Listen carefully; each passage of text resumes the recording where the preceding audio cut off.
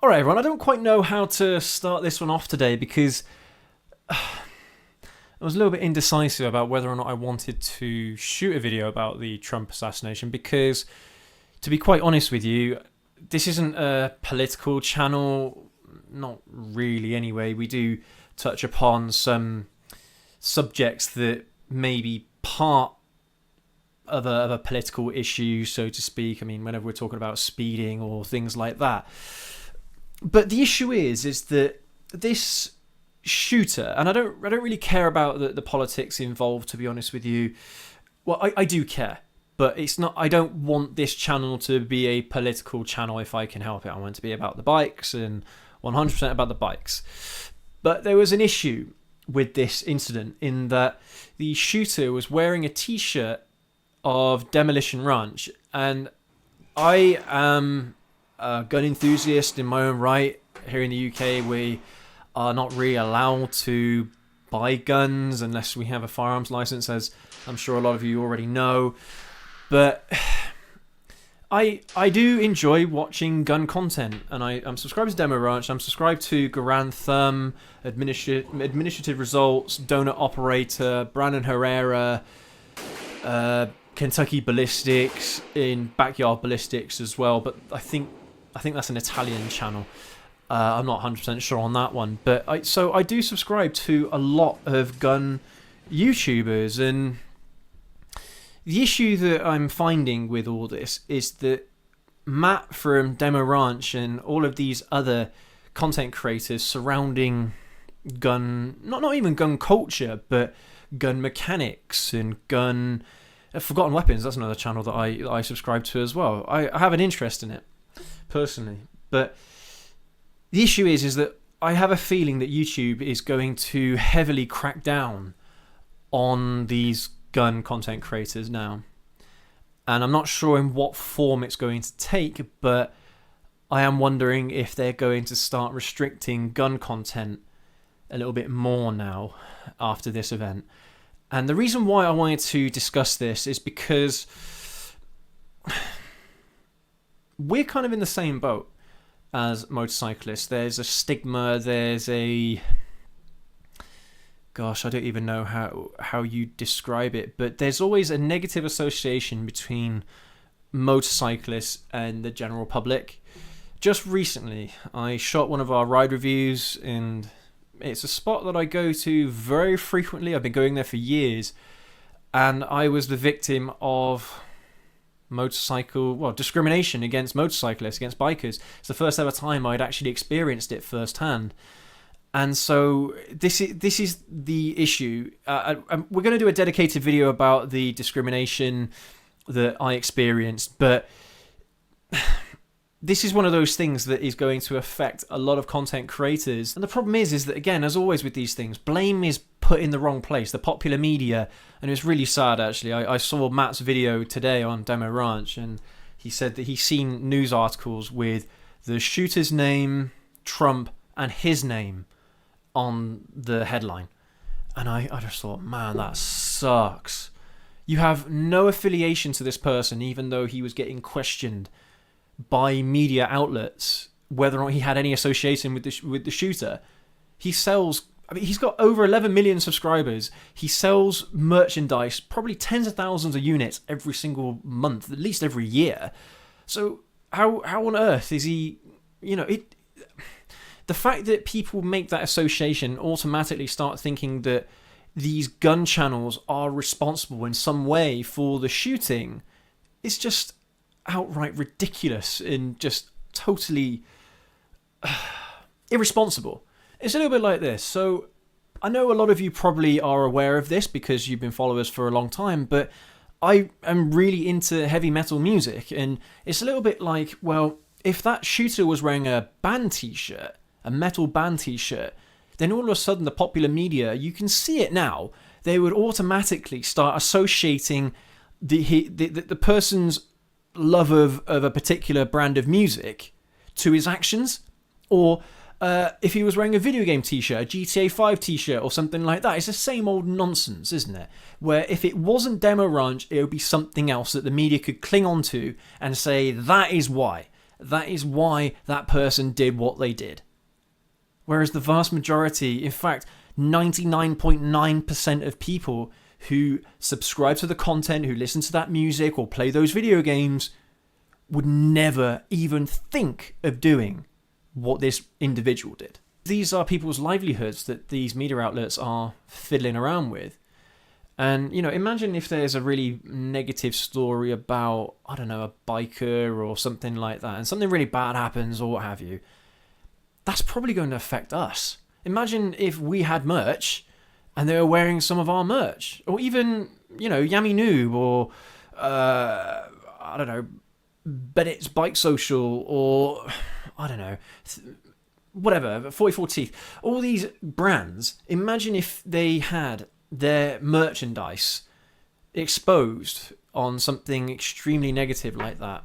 You really think that then at that point Google and YouTube and probably social media in general, you think that their automatic reaction is going to be to start, I don't want to say punishing, but punishing is kind of the right word, because of all the mounting pressure from popular media to either punish these content creators or to limit their exposure in some way.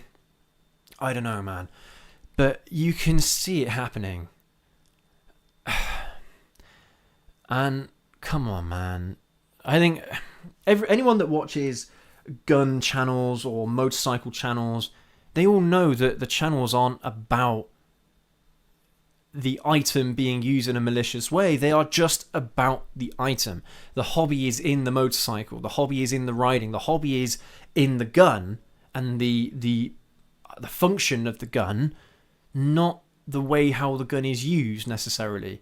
I mean, of course, there are going to be some channels that are surrounding hunting and things like that, and to some extent that is about how the gun is used. But the vast majority of the cases, it's about the gun and its operation and just what it is capable of, more than, how it can be used against people. It's just stupid and outrageous. So the problem is, I wanted to make this video not because I was interested in the politics or because I don't know, or I just wanted to get a clickbait video, whatever people say these days. I just worry about the implications that this might have on gun channels, and by extension, other channels that already have this negative stigma associated with them, like motorcyclists. I found it quite interesting, but at the same time a little bit worrying how it's so easy for something like this to happen. And then,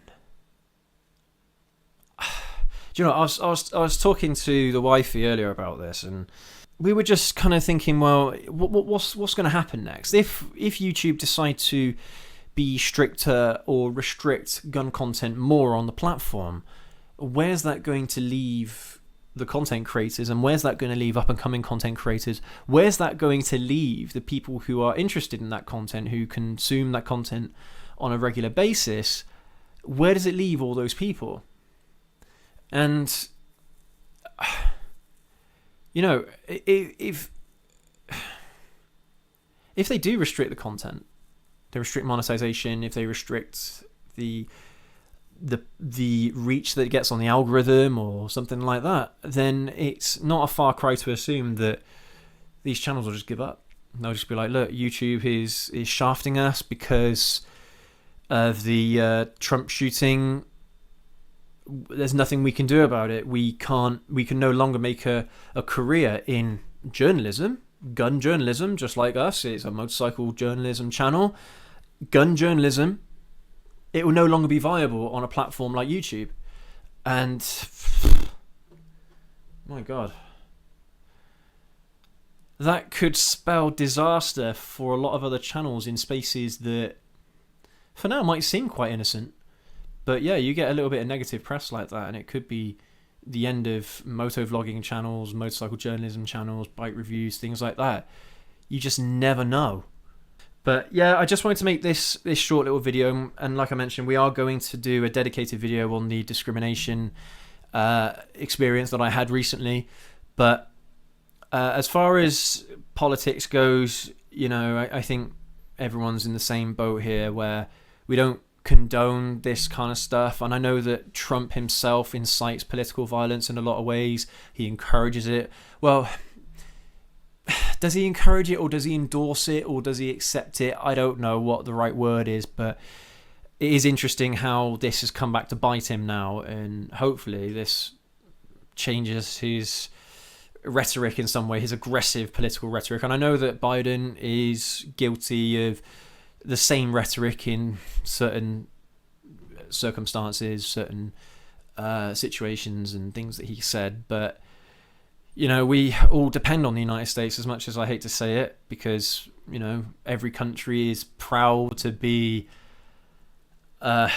whatever nationality you are proud of that nationality in most cases. And it's, you know, but because we are so dependent on American politics and it does impact the rest of the world, well, unfortunately, we do have to pay attention, and we do have to kind of hope that the political situation in the US sorts itself out, or they can sort it out, and we can all be stable. The world can be a stable place again. But yeah, I wish Donald Trump all the best, and I wish the families who were affected in that shooting all the best as well.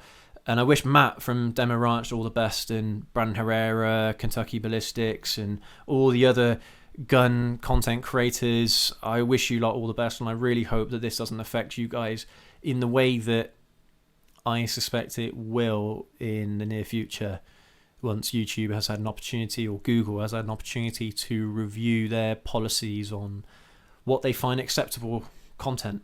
And it's no secret that YouTube content is getting stricter every day. So, well, we will wait and see, everyone. But I hope that you appreciate this little, not rant, but this little kind of talk here that we're having about it. But you guys let me know what you think down in the comment section below. And I know there's lots of conspiracy theories and stuff going on about the whole Trump situation, but it was huge news over the weekend. And if things could have gone so differently, probably not in a good way either. If the shooter was successful, yeah, that would have... I think a lot of people don't quite understand that the consequences that would have had.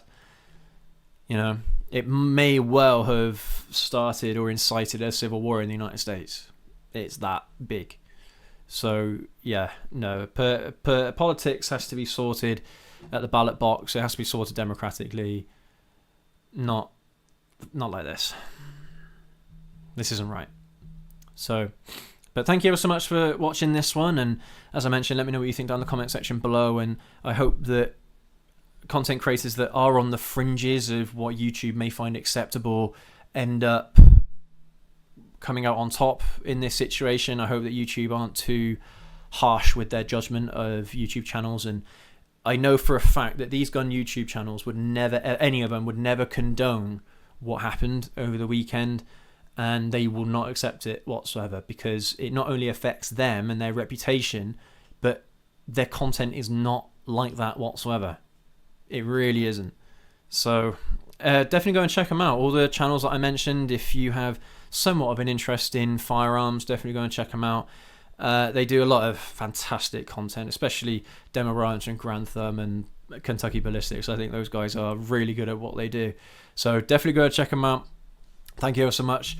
Don't forget to hit that subscribe button and leave that like for this video. I really appreciate it. I know it's a bit different today, but we'll catch you on the next one, everyone. Take care. Ride safe.